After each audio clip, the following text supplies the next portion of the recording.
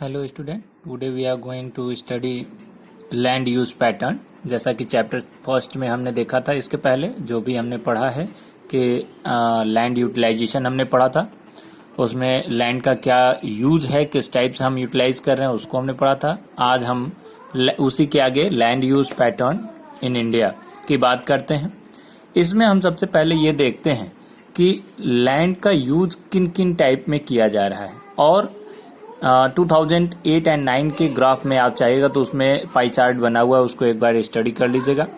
उसमें आप देख सकते हैं कि नेट सोन एरिया में 46.24% हमारे वहाँ जो भी लैंडफॉर्म है, सबसे पहली चीज होती है कि जो हमारे पास लैंडफॉर्म है उसमें मैंने बताया था कि कुछ पीओके के द्वारा, मतलब पाकिस्तान ऑक्युपाइड कश्मीर के तौर पे कुछ लैंडफॉर्म उसने ऑक्युपाई, पाकिस्तान ने ऑक्युपाई कर रखा है, कुछ चाइना ने ऑक्युपाई कर रखा है।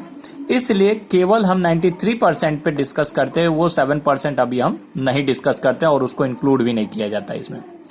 यहां बात करते हैं कि जो नेट सोन एरिया है हमारा, जो भी टोटल नेट सोन एरिया है, उस टोटल नेट सोन एरिया में 46.24% नेट सोन एरिया में काउंट किया जाता है। टोटल कल्टीवेशन या फिर टोटल जो आपका लैंडफॉर्म है 93% को हम जब काउंट करते हैं, उसमें नेट सोन एरिया 46.24%। हमने पीछे बता भी दिया था कि नेट सोन एरिया कहते किसको हैं।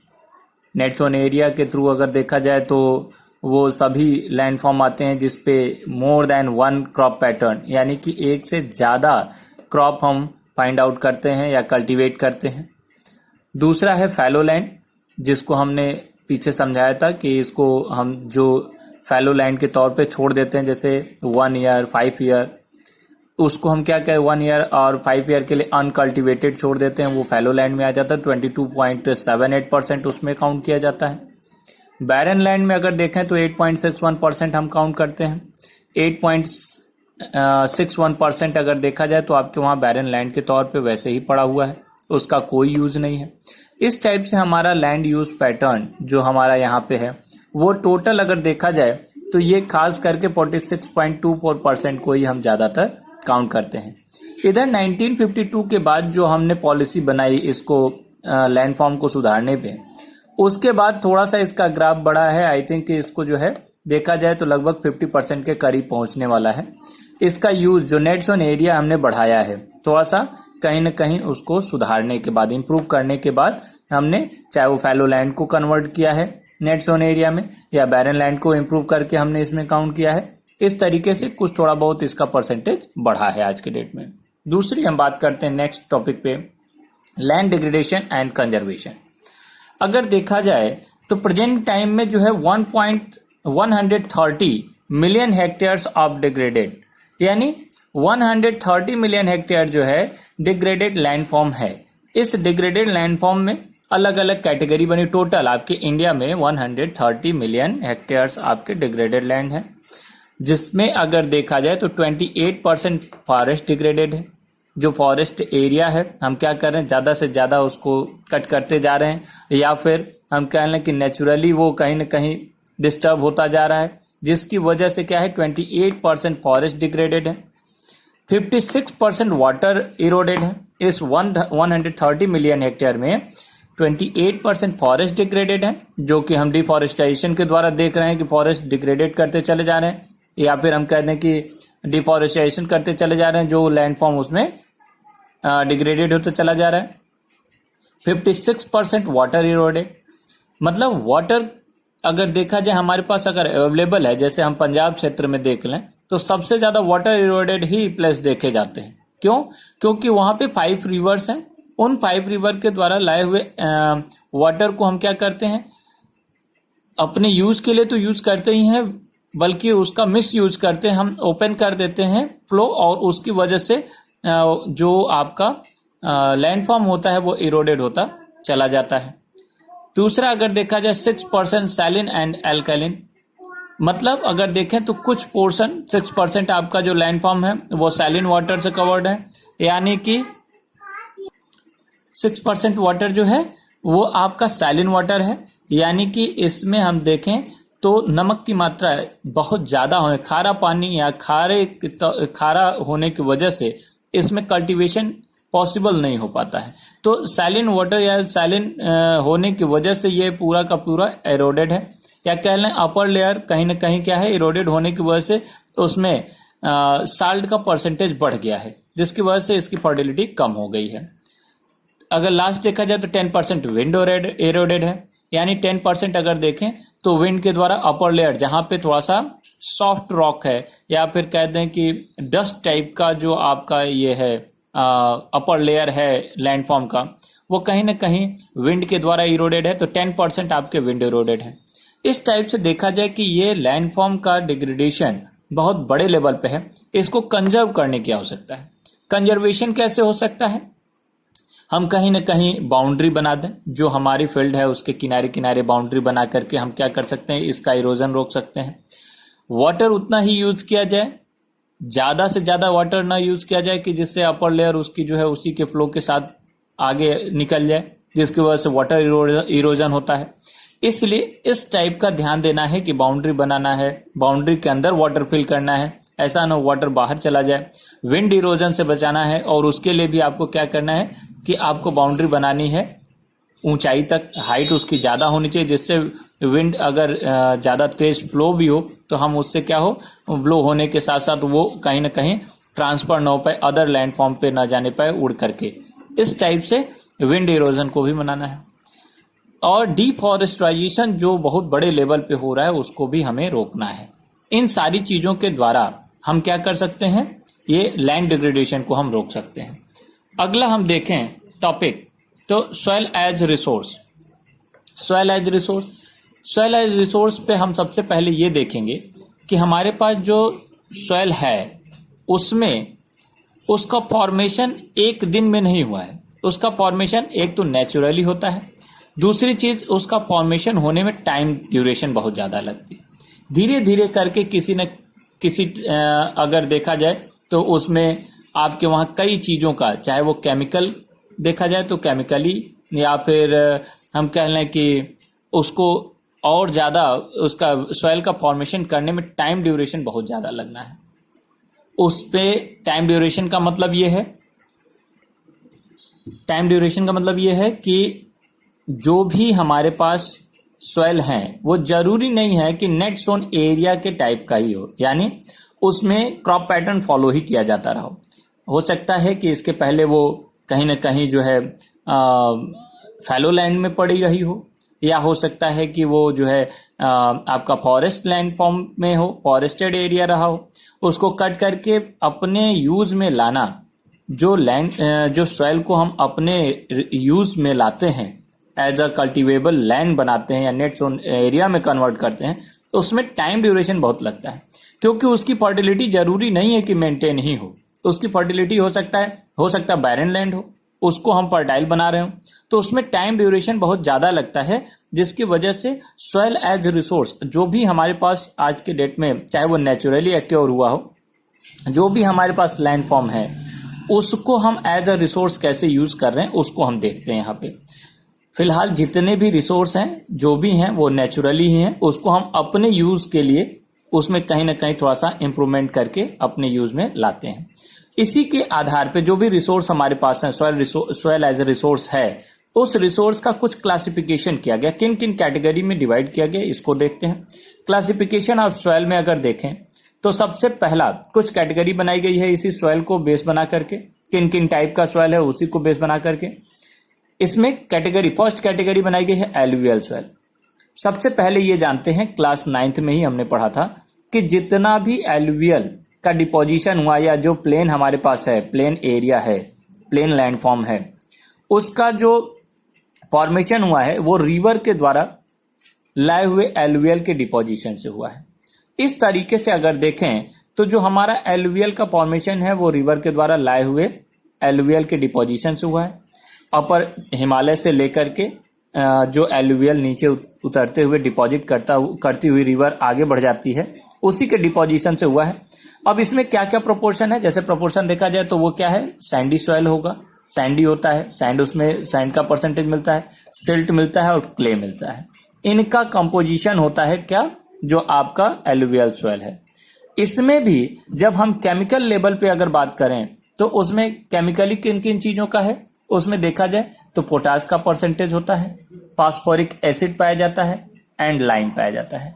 इस टाइप के एलुवियल सॉइल में हम देखें पोटास, फास्फोरिक एसिड और लाइम, इसका पूरा का पूरा क्या है, कॉम्बिनेशन होता है आपका एलुवियल सॉइल। इसमें सबसे अच्छा अगर देखा जाए तो पैडी कल्टीवेशन या वीट का कल्टीवेशन बहुत अच्छे से किया जा सकता है।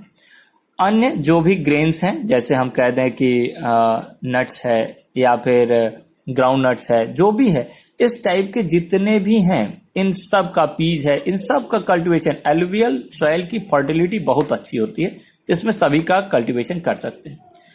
दूसरी चीज हमने पीछे पढ़ा था कि इसमें अगर हम high peak point, high region की तरफ, हाई अल्टीट्यूड की तरफ हम मूव करें, जैसे उत्तराखंड की साइड मूव करें, तो वहां पे जो पार्टिकल्स होते हैं वो थोड़ी हैवी या फिर कह लें बड़े पार्टिकल्स मिलते हैं। उन बड़े पार्टिकल्स की वजह से हम देखें कि उस एरिया में हरिद्वार यानी द्वार है, चोस है या तराई बेल्ट उसको कहते हैं, उस हाई पीक पॉइंट वाले रीजन को, जो हिमालय का निचला शिवालिक रेंज है, उससे लगे हुए बेल्ट को हम भाबर, द्वार, चोस इस टाइप के नेम से हम जानते हैं। उसमें फर्टिलिटी अगर देखी जाए तो अच्छी खासी उसमें भी फर्टिलिटी होती है, लेकिन थोड़ा सा क्या है, हैवी पार्टिकल्स होने की वजह से उतना फर्टाइल नहीं होता जितना प्लेन रीजन में होता है। अगर हम प्लेन में देखें तो प्लेन में हमको देखने के लिए मिलता है, क्लास 9th में हमने पढ़ा था कि जो एलुवियल का ओल्डर डिपोजिशन है, यानी पहले से ला करके डिपॉजिट किया हुआ जो एलुवियल है वो आज के डेट में थोड़ा अपलैंड हो चुका है, उसको हम क्या कहते हैं, उसको हम बांगर कहते हैं। तो इस टाइप से जो ओल्डर डिपोजिशन है वो बांगर, जो आपका न्यूअर डिपोजिशन है वो खादर सबसे फर्टाइल होता है, क्योंकि हर साल या एवरी ईयर अगर देखें तो क्या है, जो रिवर है वो अपने द्वारा लाए हुए न्यू एलुवियल डिपॉजिट करती है, ओल्ड डिपोजिशन को, रिवर का बैंक रीजन जो होता है ओल्ड डिपोजिशन को वो कट करके अपने साथ ले जाती है, न्यूअर डिपोजिशन होता रहता है, इसलिए उसका फर्टिलिटी ज्यादा बना होता है। तो इस टाइप से एलुवियल सॉइल आपके वहां अगर देखा जाए तो पंजाब, हरियाणा, यूपी, उधर अगर देखें तो साउथ इंडिया में चले जाएं तो कृष्णा गोदावरी का जो डेल्टाइक रीजन है उसमें ये एलुवियल सॉइल पाया जाता है, प्लस कोस्टल रीजन जो है आपका, वहां पे जो कोस्टल प्लेन है वहां पे भी एलुवियल सॉइल पाया जाता है, जिससे वहां पे फर्टिलिटी ज्यादा है। अगली बात करते हैं, नेक्स्ट क्लासिफिकेशन किया गया है एज अ ब्लैक सॉइल। इसको रेगुर सॉइल भी कहते हैं या ब्लैक कॉटन सॉइल भी कहते हैं। क्यों कहते हैं? क्योंकि इसमें अगर देखा जाए तो सबसे अच्छा कॉटन सॉइल इसलिए कहा जाता है क्योंकि इसमें सबसे बेस्ट कॉटन क्रॉप का पैटर्न फॉलो कर सकते हैं, यानी कॉटन का कल्टीवेशन सबसे अच्छा इसी रेगुर सॉइल में या फिर ब्लैक सॉइल में, इसी को रेगुर भी कहते हैं या ब्लैक सॉइल में इसका कल्टीवेशन किया जाता है। ये पाया कहाँ जाता है? जैसे महाराष्ट्र, सौराष्ट्र पुराना नाम है गुजरात का, तो इसमें कंफ्यूज होने की जरूरत नहीं है। महाराष्ट्र में, गुजरात या सौराष्ट्र में, मालवा जो प्लेट्यू है वहां पे, एमपी मध्य प्रदेश में और छत्तीसगढ़, इन जगहों पे अगर देखा जाए तो ये आपका ब्लैक सॉइल पाया जाता है। इसका अगर केमिकल कॉम्बिनेशन देखें तो क्या है, कैल्शियम कार्बोनेट इसमें पाया जाता है, मैग्नीशियम पाया जाता है, पोटास पाया जाता है और लाइम पाया जाता है। इस टाइप से इसका भी फर्टिलिटी बहुत अच्छी होती है। दूसरी चीज इसमें एक और क्वालिटी पाया जाता है कि इसमें वाटर कंटेंट करने की जो कैपेसिटी है वो बहुत अच्छी होती है कि लॉन्ग ड्यूरेशन तक वाटर को अपने अंदर एब्जॉर्ब किए रहता है। ये ब्लैक सॉइल की क्वालिटी है और इसमें कॉटन क्रॉप सबसे अच्छा कल्टीवेट होता है, इसलिए इसको ब्लैक कॉटन सॉइल भी कहते हैं। नेक्स्ट टॉपिक पे आते हैं। नेक्स्ट कैटेगरी है आपकी red and yellow soil. Red and yellow soil में देखें किन किन प्लेसेस पे पाया जाता है, तो ये उड़ीसा में, छत्तीसगढ़ में, southern part of middle Ganga यानी कि जो गंगा का सदर्न पार्ट है उसमें भी पाया जाएगा। कुछ पार्ट आपके जो वेस्टर्न घाट मतलब घाट पोर्शन है, वेस्टर्न घाट है, वहां पे भी आपका ये रेडिश सॉइल या रेड एंड येलो सॉइल पाया जाता है। अब इसमें एक चीज और जानिएगा कि जो आपका ये रेड कलर है वो क्यों है, क्योंकि इसमें आयरन कंटेंट पाया जाता है, आयरन का परसेंटेज इसमें पाया जाता है, प्लेट्यू रीजन पे ये पाया जाता है, इसलिए यहाँ पे आयरन परसेंटेज इसमें इंक्लूड होने की वजह से आयरन की मात्रा होने की वजह से इसका कलर रेड कलर में हो जाता है। वही जब डिफ्यूज होता है, जैसे बहुत लॉन्ग ड्यूरेशन तक ये सॉइल पड़ी रही और धीरे धीरे धीरे डिके होता चला गया, तो जब डिके होता है तो यही उसके जो आयरन कंटेंट है वो फिर डिके होने के बाद येलो कलर में दिखने लगते हैं, तो उन एरियाज को रेड एंड येलो सॉइल कहते हैं। इस टाइप से यहाँ पे हैवी ग्रेन्स ही इसमें हम कल्टीवेट कर सकते हैं, जैसे बाजरा है, ज्वार है, इस टाइप के जिसमें रेनफॉल यानी कि जिसमें अगर देखा जाए तो फर्टाइल लैंडफॉर्म थोड़ा कम होने की वजह से यहाँ पे हैवी ग्रेन्स ही केवल कल्टीवेट किए जाते हैं। दूसरी चीज रेनफॉल परसेंटेज थोड़ी कम होती है नदर्न बेल्ट की कंपैरिजन में, इसलिए यहाँ पे क्या है, इन जगहों पे आप हैवी ग्रेन्स या फिर नट्स कह लें तो नट है या फिर मतलब उसको ग्राम भी कह सकते हैं, ग्राम नट्स या फिर ज्वार, बाजरा, इस टाइप के जो भी आपके हैं क्रॉप, उनको हम यहाँ पे कल्टीवेट कर सकते हैं रेड एंड येलो सॉइल में। नेक्स्ट कैटेगरी बनती है लैटराइट सॉइल। लैटराइट सॉइल में देखा जाए तो सबसे पहले एक चीज जानिए कि जहां पे हाई टेम्परेचर और हैवी रेनफॉल होता हो। हाई टेम्परेचर यानी कि जहां पे टेम्परेचर 30 डिग्री से एबव हो, उन जगहों पे 30 डिग्री 40 डिग्री से ऊपर चली जाए टेम्परेचर जोन, वहां पे आपका क्या होता है, उन जगहों पे, प्लस जहां पे हैवी रेनफॉल होता हो, जहां पे बहुत ज्यादा बारिश होती हो, उन जगहों पे आपका लैटराइट सॉइल पाया जाता है। ये पाया कहां जाता है, जैसे कर्नाटक का कुछ बेल्ट, केरला, तमिलनाडु, मध्य प्रदेश, उड़ीसा एंड असम।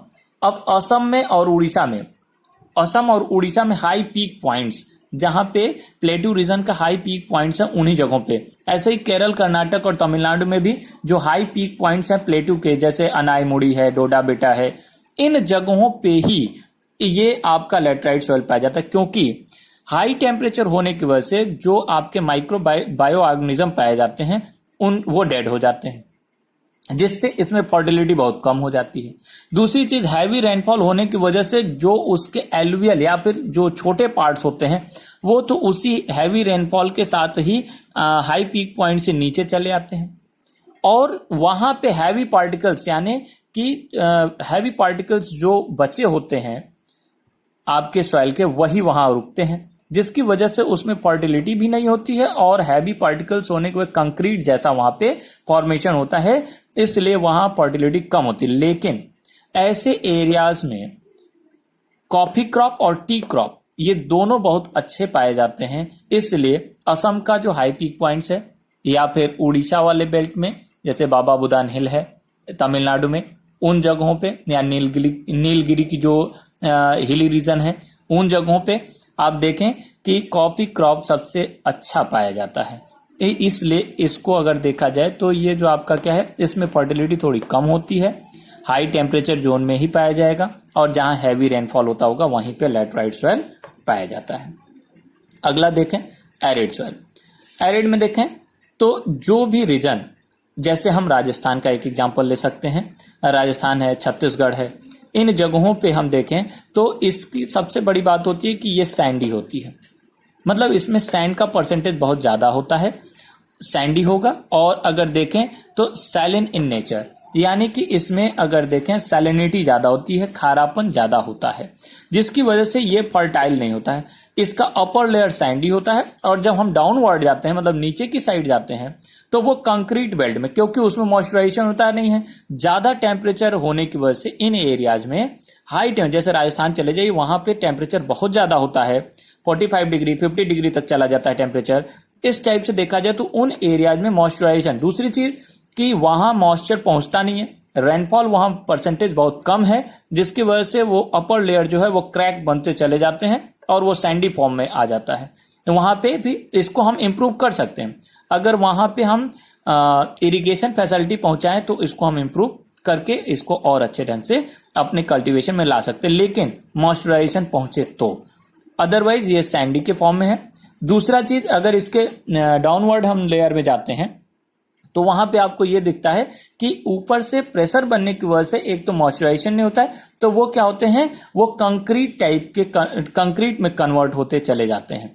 इसलिए जो बेड्स लेयर है उसका यानी निचला लेयर है तो वो भी फर्टाइल नहीं है और अपर लेयर में भी मॉइस्चराइजेशन न होने की वजह से सैंडी फॉर्मेट में पड़ा हुआ है। यहाँ पे ड्यून्स वगैरह पाए जाते हैं, टीले मतलब सैंड के टीले वगैरह पाए जाते हैं। तो राजस्थान हुआ, छत्तीसगढ़ हुआ, ये बेल्ट आपके इसमें आएंगे। एमपी का भी कुछ बेल्ट है। अगला है फॉरेस्ट स्वेल। फॉरेस्ट स्वेल में अगर देखा जाए तो ये खैर अलग से स्वेल नहीं है, लेकिन इसमें हमने इन्होंने काउंट किया है। इसमें अगर देखें तो हिली रीजन या माउंटेनस एरिया, क्योंकि हिली रीजन पे हम कल्टीवेशन कम करते हैं स्लोप होने की वजह से, तो वहां पे फर्टिलिटी मेंटेन है और फर्टिलिटी मेंटेन होने की वजह से जो भी आपके वेजिटेशन है वहां पे ग्रो होते चले जाते हैं और वहां का अच्छा खासा हमने क्या रखा है, देखा है कि वहां की फर्टिलिटी उस सॉइल की बनी हुई है। तो हिली और माउंटेनस रीजन में अगर देखा जाए तो ज्यादातर ये क्या है, फॉरेस्ट सॉइल पाए जाते हैं। और डेंस फॉरेस्टेड एरिया, अगर डेंसली फॉरेस्टेड रीजन देखना है तो वो आप हिमालयन सीरीज के high peak point hilly region या माउंटेनस रीजन में जाइए, वहां पे दिखेंगे। इसका जो कॉम्बिनेशन होता है वो लोमी एंड सिल्टी होता है। इस सॉइल की क्वालिटी होती है जिसमें लोमी होता है और सिल्टी होती है। अगला हम बात करते हैं सॉइल इरोजन। नेक्स्ट टॉपिक पे आते हैं। ये इतने कैटेगरी हैं आपके, किसे क्लासिफाई किया गया है सॉइल को। आपके इंडिया में जितने भी टाइप के सॉइल पाए जाते हैं उनको क्लासिफाई किया गया अलग अलग कलर के बेस पे और उसके केमिकल कॉम्बिनेशन के बेस पे। आते हैं अगले टॉपिक पे, soil erosion and soil conservation. जैसा कि हमने पीछे भी पढ़ा था कि सॉइल इरोजन का परसेंटेज जो है वो बहुत बड़ा है। 130 मिलियन हेक्टेयर जो एरिया है लैंडफॉर्म का, वो कहीं ना कहीं क्या है, ये इरोडेड है या डिग्रेडेड है, या फिर हम कह लें कि सॉइल इरोजन के थ्रू इरोजन होता चला जा रहा है। इसमें इरोजन में कई फैक्टर काम करते हैं। जैसे हम कह दें कि ओवर इरिगेशन कर रहे हो, ज्यादा से ज्यादा सिंचाई कर रहे हो, ओवर इरिगेशन कहलाता है। तो उससे अपर लेयर जो होगा वो क्या होगा, वाटर के साथ इरोडेड होता चला जाएगा। और चूंकि हम ये जानते हैं कि जो भी फर्टिलिटी होती है वो कहीं ना कहीं सॉइल के अपर लेयर पे ही होती है, इसलिए सॉइल इरोजन में वो उसके साथ इरोडेड होता चला जाएगा। तो ये क्या हो जाएगा, उसको हम सॉइल इरोजन कहते हैं। तो इसके लिए कई फैक्टर वर्क करते हैं, जैसे वाटर है, अगर हम ओवर इरिगेशन करते हैं तो वाटर के साथ इरोजन होता है। दूसरा विंड इरोजन, अगर देखें तो विंड क्या करती है, विंड अपने साथ जो सॉफ्ट आपके अपर लेयर होते हैं उनको अपने साथ कहीं न कहीं उड़ा ले जाती है और वो ले जाकर के दूसरे जगह डिपॉजिट करती है। तो आपका जो लैंडफॉर्म होगा वो कहीं न कहीं इरोडेड हुआ, या फिर कहते हैं कि इरोजन उसमें हुआ और उसकी फर्टिलिटी कम हो जाएगी अपर लेयर वहां से इरोडेड होने की वजह से, विंड इरोजन की वजह से। तीसरा अगर देखा जाए तो डिफॉरेस्टराइजेशन, जो हम क्या कर रहे हैं, फॉरेस्टेड रीजन को ज्यादा से ज्यादा हम कट करते चले जा रहे हैं, तो उसके वजह से भी क्या होगा, ये सॉइल इरोजन का परसेंटेज बढ़ेगा।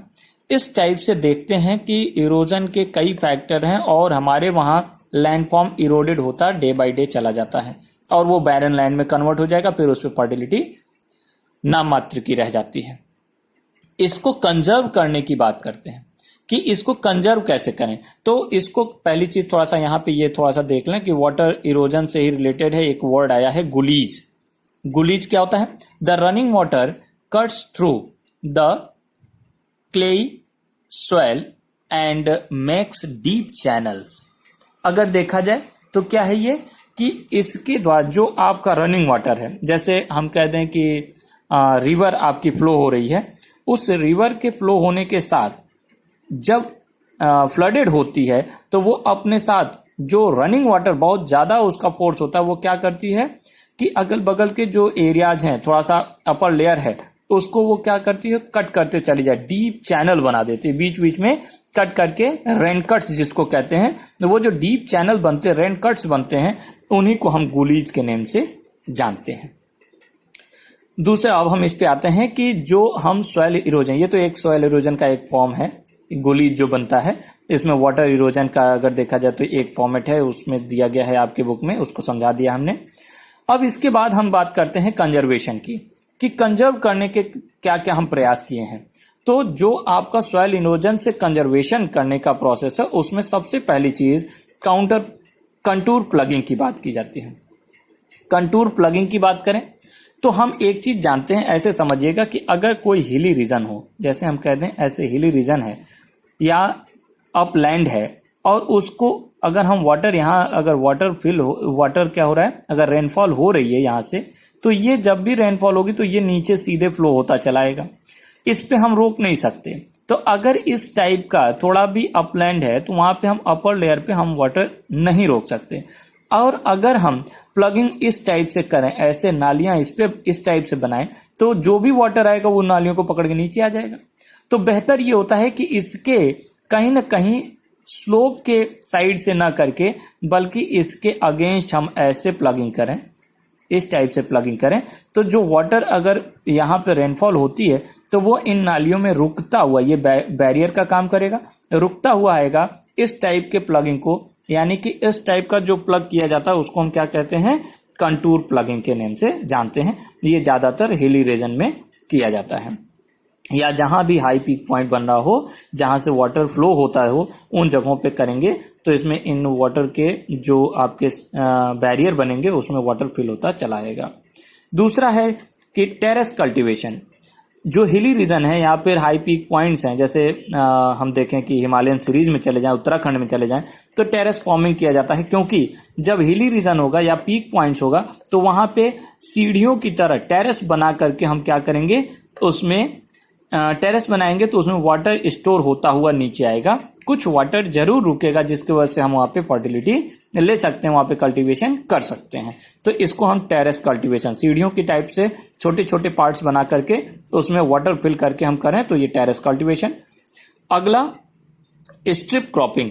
स्ट्रिप क्रॉपिंग क्या होती है कि हम जानते हैं, जैसे एक एग्जांपल लेते हैं कि जो हमारे दवाइयों के टैबलेट आते हैं, या फिर हम कहते हैं ऐसे कि दवाइयों का पत्ता आता है, उसमें टैबलेट कैसे बने होते हैं, ऐसे छोटे छोटे टैबलेट यहाँ पे ऐसे बने होते हैं छोटे छोटे।